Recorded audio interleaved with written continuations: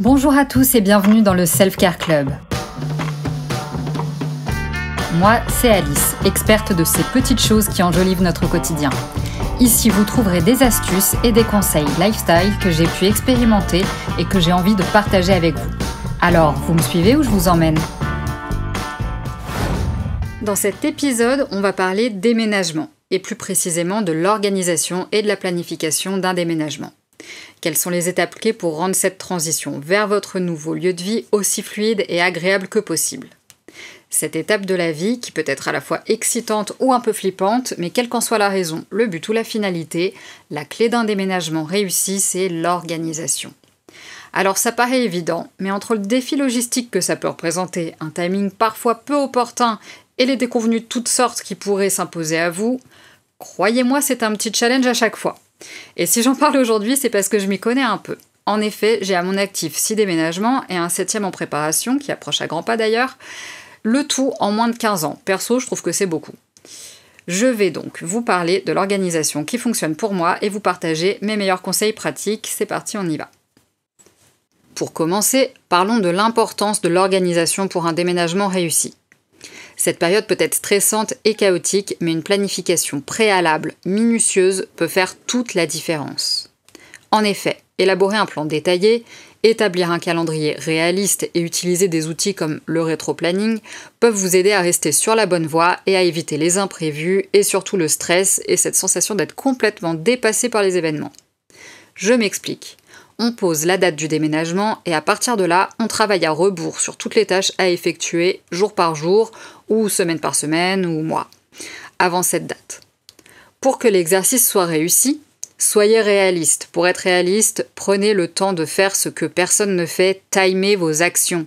Ça peut sembler anodin, voire négligeable, mais je vous assure qu'ayant interrogé beaucoup de gens autour de moi, je ne connais personne qui ne fait ça et je trouve ça dingue. Bref, c'est une autre histoire. Donc, timer vos actions vous permettra d'établir un rétro-planning réaliste et de ne pas vous retrouver dans le jus à la dernière minute. Vous devez tout y noter. Les étapes, même celles qui paraissent évidentes, comme la collecte de fournitures d'emballage, le tri de vos affaires, le démontage des meubles, la date à laquelle vous allez commencer à faire vos cartons et la coordination des services de déménagement et ou de transporteurs par exemple. Puisque j'en suis à évoquer les cartons, je vous incite vraiment à noter sur le rétro-planning par quel type de carton vous allez commencer. Et là vous vous dites « ok, elle va trop loin ». Mais non, avec cette histoire de rétro-planning, vous allez vous rendre tellement efficace que vous finirez peut-être même par vous libérer du temps, un imprévu dont on sait toujours quoi faire. Et vous commencerez peut-être même à faire vos cartons un peu plus rapidement que prévu, ce qui n'est pas du luxe, puisqu'à chaque fois qu'on déménage, on finit par se dire « purée, mais j'ai tant de trucs que ça » et à entendre les « c'est sans fin » se multiplier. En bref, commencez par tous les objets dont vous vous servez le moins. Par exemple, vos affaires de ski, le petit électroménager que vous n'utilisez qu'occasionnellement, vos chaussures d'hiver ou d'été, bref, vous avez compris le principe. Parlons ensuite de l'éléphant au milieu de la pièce. Est-ce vraiment le moment de faire du tri ? Alors là, c'est une vraie question. Et pour le coup, c'est vous qui voyez. Parce que les enjeux ne sont pas les mêmes s'il s'agit d'un déménagement de dernière minute ou d'un déménagement plus planifié. Je commence par les points positifs. On n'est jamais autant enclin à faire du tri et prendre des décisions rapides que dans ce genre de moment. Notamment parce que quand on change de lieu de vie, on n'a pas envie de se trimballer des vieux machins, c'est donc souvent l'occasion de faire du tri de façon plus efficace, on est plus décidé à avancer. Puis, ne nous mentons pas, si vous déménagez vos merdes, vous aurez sûrement moins de raisons de vous en séparer une fois dans votre nouveau lieu de vie. Ce moment où, là, c'est plus la prio et qu'on se dit « bon, maintenant que c'est là, ou je verrai plus tard ». Spoiler alerte, vous ne verrez rien plus tard, et vous le savez. Et les points négatifs ? Alors, on n'a pas la tête à ça, dû aux émotions liées au changement et à la préparation de ce grand chambardement, ou encore, les conditions peuvent ne pas être optimales dans le cas par exemple d'un timing très serré. Cela dit, c'est paradoxalement dans ces conditions que vous serez le plus souvent à même de prendre des décisions les plus rapides et ou tranchées. C'est alors l'occasion qui fait le larron comme on dit. Malgré tout, je vous invite à trier vos affaires, même sommairement, voyez-le comme un investissement dans votre bien-être futur, puisque débarrassé du superflu, votre emménagement sera plus serein et plus efficace. Pour ce faire, la méthode KonMari de Marie Kondo est très efficace, n'hésitez pas à consulter mon article sur ce sujet sur mon site où vous trouverez plus de détails. Personnellement, je suis adepte de cette méthode que je trouve super efficace et sensée. Ayant déménagé souvent seule et ou en très petit comité, j'ai déjà eu recours à des services franchement pratiques et pour ne citer que Je déménage seule propose des cartons de déménagement pas hors de prix et leur site propose même gratuitement un outil permettant d'évaluer vos divers besoins. Bien entendu, récupérer des cartons, ça reste la meilleure option, mais quand on manque de temps, partir à la chasse aux cartons peut être assez chronophage. Pour l'aide physique et de surcroît, si vous n'avez pas le permis, cet outil, qui permet de booker à des prix défiant toute concurrence des services de pros ou de particuliers, mais nécessite une orga au top, on n'a rien sans rien. Ou MyTroopers propose des services et des prix adaptés à toutes les bourses et j'ai vraiment été contente de mes expériences avec eux. Mention spéciale à MyTroopers qui lors de mon dernier déménagement, je vous la fais courte, ambiance déménagement prévue du jour pour le lendemain, sur fond de rupture brutale, le chaos émotionnel à tous les niveaux et la fatigue physique intense. J'avais booké un véhicule plus chauffeur qui aide à charger et décharger et rien n'aurait pu être plus parfait. Le type était en avance, arrangeant, proactif, rassurant, en plus d'être super efficace et précautionneux, je les ai adorés. Je vous conseille vraiment de visiter ce type de site afin de vous faire votre propre idée, mais aussi parce qu'il propose souvent des petits services en ligne gratuits pour vous aider à vous préparer au mieux et à penser aux moindres détails. En parlant de détails, voici quelques petites choses qu'il est essentiel de noter dans votre rétro-planning pour vous éviter des situations chaotiques. Videz vos appareils. Je précise, le dégivrage du congélateur, la vidange de la machine à laver, vider le réservoir de la machine à café, ce genre de détails qui vous évitera de courir comme un poulet sans tête à la recherche d'une serpillière de fortune au moment le moins opportun. Pensez à retirer le plateau en verre de votre micro-ondes et les clayettes en verre du frigo, ou fixez-les solidement dans l'appareil, même si à mon sens c'est un peu jouer avec le feu. De la même façon, essayez d'être à jour dans vos machines de linge. Personne n'a envie de déménager du linge sale, puis qui sait si le nouveau branchement sera opérationnel et quand vous serez en mesure d'effectuer le prochain lavage. Puis c'est relou de retomber dessus lors de votre emménagement, épargnez-vous ça. Et pour les pas doués des branchements, faites des photos des branchements actuels et regroupez les câbles, non pas entre eux, mais avec les appareils auxquels ils appartiennent. On gagne du temps comme ça. Une dernière chose évidente, certes, mais je sais que l'évidence, ça se dilue dans le stress, emballez efficacement vos objets fragiles et marquez vos cartons, pour faciliter le déballage notamment. Précaution tout de même avec le marquage des cartons, restez vague si le contenu est de valeur, n'allez pas faire un carton bijoux ou parfum par exemple. Vous pouvez noter la catégorie générale comme articles de cuisine ou vêtements ou même procéder avec des gommettes pour indiquer la pièce de destination, rouge pour la cuisine, vert pour le salon, etc. Ou encore un système de numérotation pour une identification rapide et discrète. En somme, faites ce qui fonctionne pour vous, mais faites-le, c'est un gain de temps et ça vous évitera de devenir fou quand vous chercherez un objet en particulier. Et pour finir, mes petites astuces, toujours tester et approuver, voire peaufiner au fil du temps pour rester organisé et gérer le stress. Parce que dans ces moments-là, tout ce qui peut vous rendre plus efficace et vous faire gagner du temps est bon à prendre.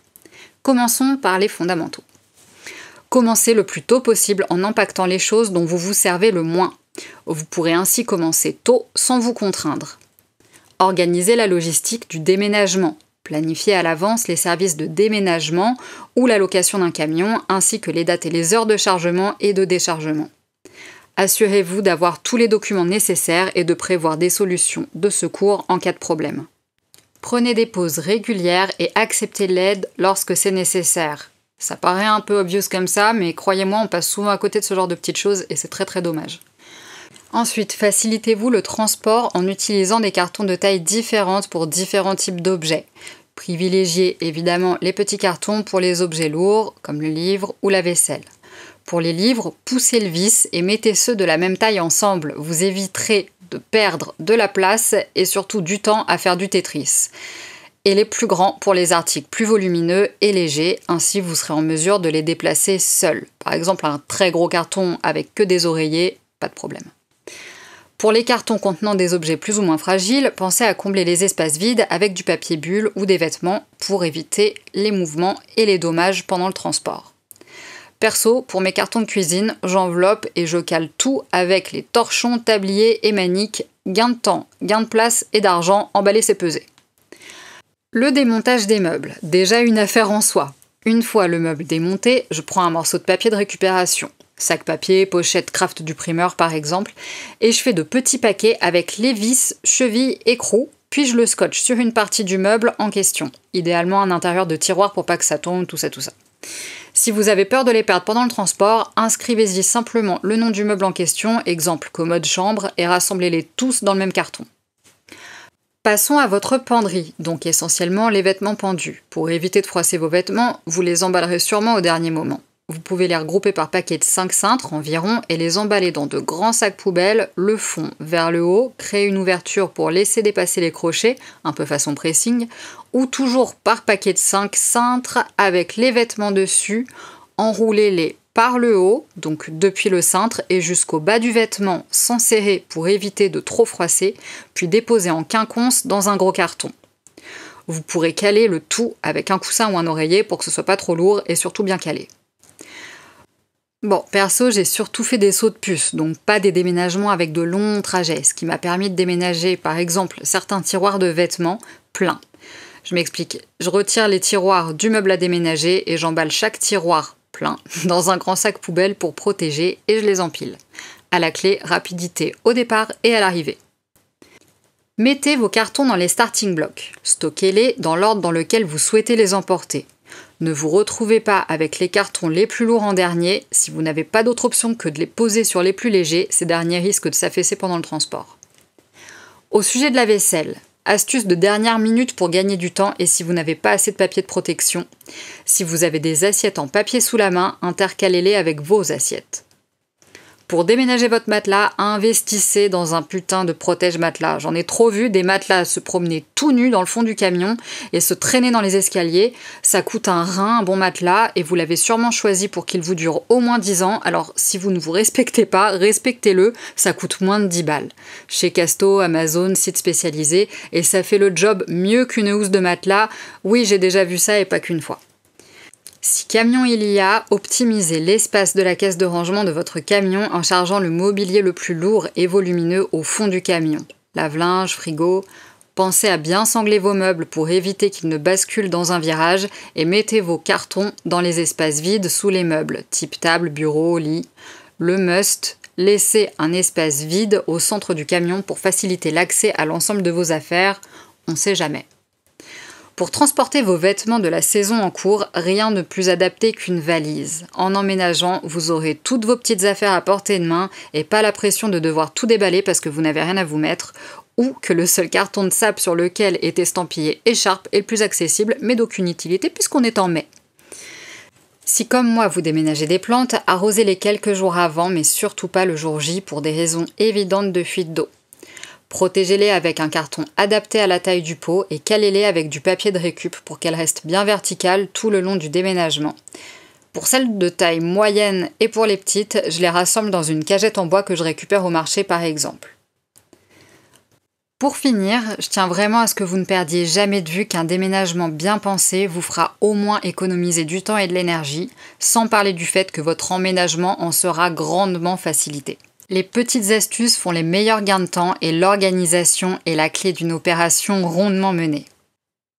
Comme souvent, vous retrouverez sur mon site un article lié à ce podcast avec des infos complémentaires, encore plus d'astuces et mes recommandations. Merci d'avoir écouté cet épisode.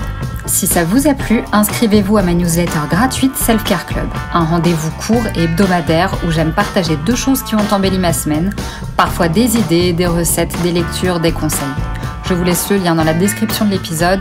À très vite!